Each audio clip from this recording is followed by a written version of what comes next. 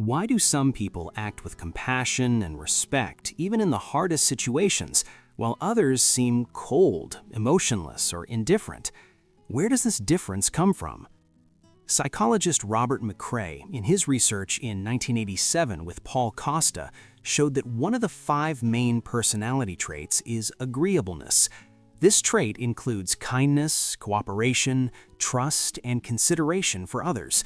People with higher scores in this trait show more supportive behavior and are less involved in aggressive conflicts. Psychologist Martin Hoffman, in his research in 1975, showed that empathy develops from early childhood. He explained that children around 2 years old can recognize others' distress and respond.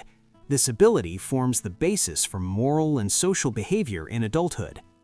Psychologist Mark Davis, in his research in 1983, showed that empathy has 2 parts: cognitive empathy, the ability to understand others' feelings, and emotional empathy, the ability to feel others' emotions.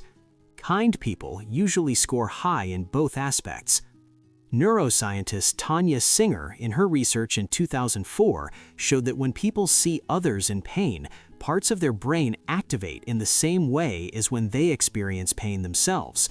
This finding shows that kindness has biological and neurological roots and is not just a simple moral choice.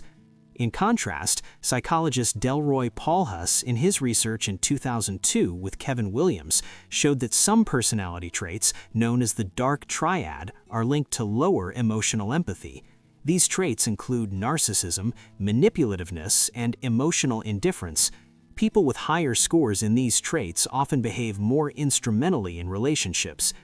Neuroscientist James Blair, in his research in 2005, showed that in people with ruthless traits, activity in the amygdala, the brain area that processes emotions, is reduced. This helps explain why some people react less emotionally to other suffering.